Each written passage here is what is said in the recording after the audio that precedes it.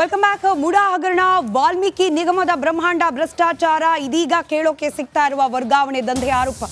ಕಾಂಗ್ರೆಸ್ ಪಾಳೆಯದ ಸುತ್ತ ಇಷ್ಟೆಲ್ಲ ಆರೋಪಗಳು ಸುತ್ತಕೊಳ್ತಾ ಇರುವ ಬೆನ್ನಲ್ಲೇ ಇದೆಲ್ಲವನ್ನ ವಿರೋಧಿಸಿ ದೋಸ್ತಿ ಪಾಳೆಯ ಕಾಂಗ್ರೆಸ್ ಸರ್ಕಾರದ ವಿರುದ್ಧವಾಗಿ ನಡೆಸ್ತಾ ಇರುವ ಪಾದಯಾತ್ರೆ ಇವತ್ತು 2ನೇ ದಿನ.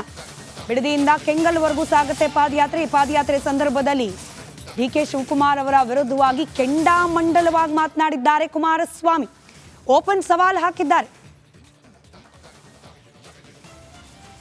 ಪ್ರಥಮವಾಗಿ ಈ ಒಂದು ಹೋರಾಟಕ್ಕೆ ಎರಡು ಪಕ್ಷಗಳ ನಮ್ಮ ಕಾರ್ಯಕರ್ತ ಬಂಧುಗಳು ದೊಡ್ಡ ಮಟ್ಟದ ಯಶಸ್ಸನ್ನು ತಂದಿದ್ದೀರಿ. ಎರಡು ಪಕ್ಷಗಳ ನಮ್ಮ ನಾಯಕರುಗಳು ತಮ್ಮೆಲ್ಲರ ಒಂದು ಸಂಘಟನೆಯ ಮುಖಾಂತರ 2ನೇ ದಿವಸದ ಕಾರ್ಯಕ್ರಮಕ್ಕೆ ಚಾಲನೆಯನ್ನು ಕೊಡ್ತಾ ಇದ್ದೇವೆ. ನಿಮ್ಮೆಲ್ಲರಿಗೆ ಪ್ರಥಮವಾಗಿ ನನ್ನ ಗೌರವಪೂರ್ವಕವಾದ ವಂದನೆಗಳನ್ನು ಸಲ್ಲಿಸಲಿಕ್ಕೆ ಬಯಸ್ತೇನೆ. ಇದು ಯಾವುದೋ ಒಂದು ಈರ್ಷೆಗೋಸ್ಕರವಾಗಿ ಯಾವುದೋ ಅಸೂಯೆ ಏನು ಬಿತ್ತಿಯಪ್ಪ, ನಿನ್ನ ಹತ್ರ ಬಿಚ್ಚಕ್ಕೆ ಏನಿದೆ? ಅದೇನೋ ನೆನೆ ಹೇಳ್ಕೊಂಡಿದ್ದೀರಿ. ವಿಜೇಂದ್ರ ಅವ್ರದ್ದು ನಮ್ಮದು ಏನೋ ಬಿತ್ತಾರಂತಲ್ಲ, ಬಿಚ್ಚಪ್ಪ. ಇರೋದು ನಾವು ಬೀದಿಲಿ ನಿಮ್ಮ ಜೊತೆಲಿದ್ದೇವೆ, ಅವರಿರೋದು ಗಾಜಿನ ಮನೆ ಒಳಗೆ. ಅವ್ರು ನನ್ನನ್ನು ಪ್ರಶ್ನೆ ಮಾಡ್ತಾರ. ನಾನು ನಮ್ಮ ಸಹೋದರನ ಬಗ್ಗೆ ಪ್ರಶ್ನೆ ಮಾಡಿದ್ದಾರೆ. ಮಧ್ಯಾಹ್ನ ರಾಮನಗರದಲ್ಲಿ ಹೇಳ್ತೀನಿ. ಏನು ಬಿತ್ತಿಯಪ್ಪ, ನಿನ್ನ ಹತ್ರ ಬಿಚ್ಚಕ್ಕೆ ಏನಿದೆ? ಅದೇನೋ ನೆನೆ ಹೇಳ್ಕೊಂಡಿದ್ದೀರಿ. ವಿಜೇಂದ್ರ ಅವ್ರದ್ದು ನಮ್ಮದು ಏನೋ ಬಿತ್ತಾರಂತಲ್ಲ, ಬಿಚ್ಚಪ್ಪ. ಇರೋದು ನಾವು ಬೀದಿಲಿ ನಿಮ್ಮ ಜೊತೆಲಿದ್ದೇವೆ, ಅವರಿರೋದು ಗಾಜಿನ ಮನೆ ಒಳಗೆ. ಅವ್ರು ನನ್ನನ್ನು ಪ್ರಶ್ನೆ ಮಾಡ್ತಾರ. ನಾನು ನಮ್ಮ ಸಹೋದರನ ಬಗ್ಗೆ ಪ್ರಶ್ನೆ ಮಾಡಿದ್ದಾರೆ. ಮಧ್ಯಾಹ್ನ ರಾಮನಗರದಲ್ಲಿ ಹೇಳ್ತೀನಿ. ಏನು ಬಿತ್ತಿಯಪ್ಪ, ನಿನ್ನ ಹತ್ರ ಬಿಚ್ಚಕ್ಕೆ ಏನಿದೆ? ಅದೇನೋ ನೆನೆ ಹೇಳ್ಕೊಂಡಿದ್ದೀರಿ. ವಿಜೇಂದ್ರ ಅವ್ರದ್ದು ನಮ್ಮದು ಏನೋ ಬಿತ್ತಾರಂತಲ್ಲ, ಬಿಚ್ಚಪ್ಪ. ಇರೋದು ನಾವು ಬೀದಿಲಿ ನಿಮ್ಮ ಜೊತೆಲಿದ್ದೇವೆ, ಅವರಿರೋದು ಗಾಜಿನ ಮನೆ ಒಳಗೆ. ಅವ್ರು ನನ್ನನ್ನು ಪ್ರಶ್ನೆ ಮಾಡ್ತಾರ. ನಾನು ನಮ್ಮ ಸಹೋದರನ ಬಗ್ಗೆ ಪ್ರಶ್ನೆ ಮಾಡಿದ್ದಾರೆ. ಮಧ್ಯಾಹ್ನ ರಾಮನಗರದಲ್ಲಿ ಹೇಳ್ತೀನಿ. ಏನು ಬಿತ್ತಿಯಪ್ಪ, ನಿನ್ನ ಹತ್ರ ಬಿಚ್ಚಕ್ಕೆ ಏನಿದೆ? ಅದೇನೋ ನೆನೆ ಹೇಳ್ಕೊಂಡಿದ್ದೀರಿ.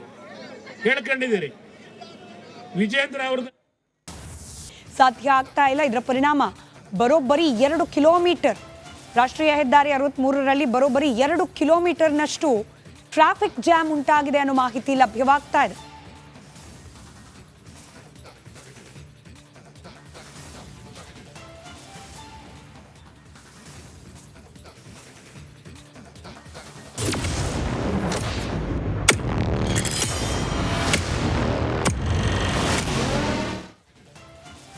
ಮೂಡಾ, ವಾಲ್ಮೀಕಿ ಹಗರಣ ಇತ್ಯಾದಿಯ ಸುಳಿಯಲ್ಲಿ ಸಿಲುಕಿ ಒದ್ದಾಡ್ತಾ ಇರುವ ಕಾಂಗ್ರೆಸ್ ಸರ್ಕಾರಕ್ಕೆ ಇದೀಗ ನಿನ್ನೆ ನಡೆದಿರುವ ಘಟನೆ, ಪಿಎಸ್ಐ ಪರಶುರಾಮ ಅನುಮಾನಾಸ್ಪದ ಸಾವು ಪ್ರಕರಣ ಮತ್ತಷ್ಟು ಉರುಳಾಗಿ ಪರಿಣಮಿಸ್ತಾ ಇದೆ.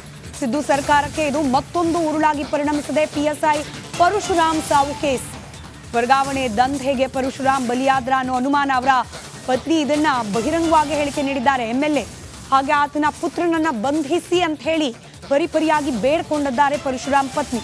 ತೀವ್ರ ಅನುಮಾನಕ್ಕೆ ಕಾರಣವಾಗಿದೆ ಶಾಸಕ ಚೆನ್ನಾರೆಡ್ಡಿ ನಡೆ. ಎಫ್ಐಆರ್ ದಾಖಲಾಗ್ತಾ ಇದ್ದಂತೆ ಮಗನೊಂದಿಗೆ ಎಸ್ಕೇಪ್ ಆಗಿದ್ದಾರೆ ಚೆನ್ನಾರೆಡ್ಡಿ. ಮನೆ ಕಚೇರಿ ಬಳಿ ಎಲ್ಲಿ ಹುಡುಕಿದ್ರು ಕೂಡ ನಾಪತ್ತೆ. ಶಾಸಕರು ಸಿಗ್ತಿಲ್ಲ, ಅವ್ರ ಮಗನೂ ಸಿಗ್ತಿಲ್ಲ. ಶಾಸಕರ ಕಚೇರಿ ಹಾಗೆ ಮನೆ ಎದುರು ಭದ್ರತೆಯನ್ನ ನಿಯೋಜನೆ ಮಾಡಲಾಗಿದೆ. ಸುಮಾರು 30ಕ್ಕೂ ಹೆಚ್ಚು ಜನ ಪೊಲೀಸರ ನಿಯೋಜನೆ. ಎಂತ ದುರಂತ ನೋಡಿ. ಅಲ್ಲಿ ಸಾವನ್ನಪ್ಪಿರೋದು ಕೂಡ ಪೊಲೀಸ್ ಇಲಾಖೆಯದ್ದೇ ಒಬ್ಬ ಸಿಬ್ಬಂದಿ. ಆರೋಪ ಇರೋದು ಸ್ಥಳೀಯ ಶಾಸಕನ ಮೇಲೆ, ಆತನ ಮಗನ ಮೇಲೆ. ಆ ಶಾಸಕನ ಮನೆಗೆ ಮತ್ತೆ ಪೊಲೀಸರನ್ನ ಭದ್ರತೆಗೆ ನಿಯೋಜನೆ ಮಾಡಿದ್ದಾರಂತೆ.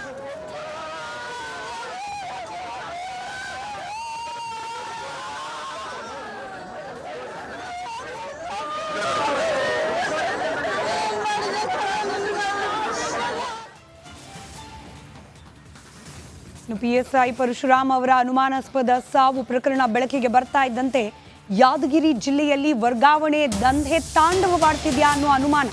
ಪ್ರತಿ ಪೋಸ್ಟಿಂಗಿಗೂ ಕೂಡ ರೇಟ್ ಕಾರ್ಡ್ ಫಿಕ್ಸ್ ಆಗಿದೆ ಅನ್ನೋ ಆರೋಪ. ಗೃಹ ಸಚಿವ ಡಾಕ್ಟರ್ ಜಿ ಪರಮೇಶ್ವರ್ ಅವರಿಗೆ ಶಾಸಕ ಶರಣಗೌಡ ಕಂದಕೂರ್, ಜೆಡಿಎಸ್ನ ಎಂಎಲ್ಎ ಶರಣಗೌಡ ಕಂದಕೂರ್ ಪತ್ರ ಬರೆದಿದ್ದಾರೆ. ಯಾದಗಿರಿಯಲ್ಲಿ ಅತಿ ಹೆಚ್ಚು ಮರಳು ದಂಧೆ ನಡೀತಾ ಇದೆ.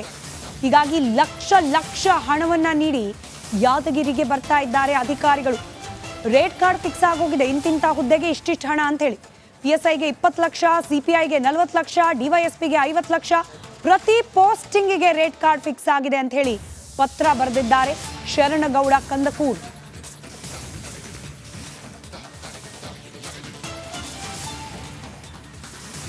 ಇದೇ ವಿಚಾರಕ್ಕೆ ಸಂಬಂಧಪಟ್ಟಂತೆ ಯಾದಗಿರಿಯ ಕಾಂಗ್ರೆಸ್ ಜಿಲ್ಲಾಧ್ಯಕ್ಷರು ಮಾತನಾಡ್ತಾ ಇದ್ದಾರೆ, ಕೇಳಿಸ್ಕೊಳ್ಳಿ.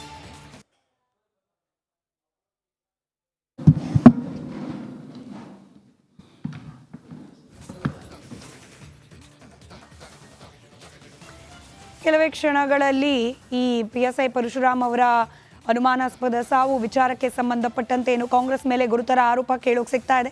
ಕಾಂಗ್ರೆಸ್ ಸರ್ಕಾರದಲ್ಲಿ ವರ್ಗಾವಣೆ ದಂಧೆ ನಡೆದೋಗ್ತಿದೆ ಅಂತ ಹೇಳಿ ಇದಕ್ಕೆ ಸಂಬಂಧಪಟ್ಟಂತೆ ಸ್ಥಳೀಯ ಕಾಂಗ್ರೆಸ್ ನಾಯಕರು ಒಂದು ಸುದ್ದಿಗೋಷ್ಠಿಯನ್ನು ನಡೆಸುತ್ತಿದ್ದಾರೆ. ಒಂದಷ್ಟು ಸ್ಪಷ್ಟೀಕರಣ ನೀಡೋ ಪ್ರಯತ್ನವೂ ಕೂಡ ಇದರಲ್ಲಿ ಆಗಬಹುದು ಅನ್ನೋ ನಿರೀಕ್ಷೆ. ಇದರ ನಡುವೆ ಶರಣಗೌಡ ಕಂದಕೂರ್ ಅವರು ಡೈರೆಕ್ಟಾಗಿ ಪತ್ರ ಬರೆದಿದ್ದಾರೆ ಗೃಹ ಸಚಿವರಿಗೆ. ಇಲ್ಲಿ ಅವ್ಯಾಹತವಾಗಿ ಮರಳು ದಂಧೆ ನಡೀತಾ ಇದೆ, ಹೀಗಾಗೇನೆ ಇಲ್ಲಿಗೆ ಬರೋ ಪ್ರತಿಯೊಬ್ಬ ಅಧಿಕಾರಿ ಕೂಡ ಒಂದಷ್ಟು ಕಳ್ಳಕಾಸನ್ನು ಮಾಡ್ಕೊಳ್ಬಹುದು ಅನ್ನೋ ಕಾರಣಕ್ಕೆ ಬೇಕು ಅಂತಲೇ ಯಾದಗಿರಿಗೆ ಪೋಸ್ಟಿಂಗ್ ಮಾಡಿಸ್ಕೊಳ್ತಿದ್ದಾರೆ. ಇದಕ್ಕೆ ಸಂಬಂಧಪಟ್ಟಂತೆ ಬಾಬುರಾವ್ ಚಿಂಚನಸೂರ್ ಮಾತನಾಡ್ತಿದ್ದಾರೆ, ಕೇಳಿಸ್ಕೊಳ್ಳಿ. ಈಗ ಅರ್ಧ ಪೆಟ್ಟು ಊದಿದೆ. ನಾನು ಇವತ್ತಿನ ಸಿನ್ಸಿಯರ್ ಆಗಿ ಪ್ರಮಾಣದಿಂದ ನನಗೆ ಯಾವ ಥರದ ಆಶೆ ಇಲ್ಲ. ನಾವು ಸ್ವತಃ ಇಂಡಸ್ಟ್ರಿಯಲಿಸ್ಟು ಲ್ಯಾಂಡ್ಲಾರ್ಡು ಎಲ್ಲ ಬೇಕು. ನಮ್ಮ ಸ್ವತಃ ಇವತ್ತು ನಾವು ಇರೋದು ತಾಯಿ ಇಲ್ಲ, ತಂದಿಲ್ಲ, ಮಕ್ಕಳೇ ಮರಿ ಇರೋದೇ ಗಂಡ ಹೆಂಡತಿ ಇಬ್ಬರೇ. ನನಗೆ ಯಾಕೆ ಬೇಕು ರೊಕ್ಕ? ಅದಕ್ಕೆ ನಾನು ಒಂದು ಮಾತು ಹೇಳ್ತೀನಿ, ಶರಣಗೌಡ ಕಂದಕೂರ್ಗೆ ನಾನು ಏನಾರ ಯಾರ್ಯಾರು ರೊಕ್ಕ ಕೊಟ್ಟು ಸುಬೂತ್ ಮಾಡಿದ್ರೆ ನಾನು ಇವತ್ತೇ ರಾಜಕೀಯ ಇಡ್ತೀನಿ. ಸುಬೂತ್ ಮಾಡಿ ನೀವು ಇವತ್ತು MLA ರಾಜೀನಾಮೆ ಕೊಡಬೇಕು. ಇಂಥವು ಡಬಲ್ ಮಾಡಿ ಮಂದಿ ಫೋನ್ ಮಾಡಿ ಅವನು ಪಾಪದ ಕೂಡ ಈಗ ತುಂಬ್ಯದ. ಈಗ ಶರಣಗೌಡಂದು ಪಾಪದ ಕೂಡ ತುಂಬ್ಯದ. ಈಗ ಪಾಪದ ಕೂಡ ಟಪ್ ಅಂತ ಹೊಡೆಯೋ ಸಮಯ ಬಂದಿದೆ. ಅವನಿಗೆ ಓಡಿಸ್ತೇವೆ ಪಾಪದ ಕೂಡ.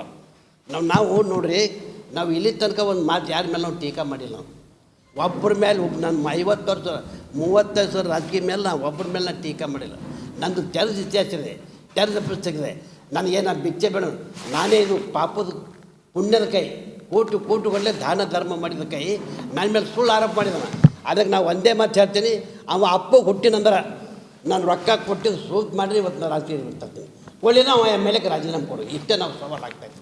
ನಂದೇನದ ತಾಯಿ ಇಲ್ಲ, ತಂದಿಲ್ಲ, ಮಕ್ಕಳು ಜನರೇ ನನಗೆ ಮತದಾರೇ ನನ್ನ ಬಂಧುಗಳು, ಮತದಾರೇ ನನ್ನ ತಾಯಿ ತಂದೆ, ಮತದಾರೇ ನನ್ನ ಪಳ್ಳಿ ಸಮಸ್ತ ಕುಲ ಬಾಂಧವರಿಗೆ ನಾನು ಅಂತಮ್ಮನ್ನು ತಿಳ್ಕೊಂಡು, ಸೋದರನ್ನು ತಿಳ್ಕೊಂಡು, ಬ್ರದರ್ ಇವತ್ತೇನೋ ಅವ್ನು ದೈವದ ಗೆದ್ದ. ನಾ ಗೆದ್ದಿದ್ದೆ ಇವತ್ತು ಪವರ್ಫುಲ್ ಮಂತ್ರಿ ಇರ್ತಿದೆ.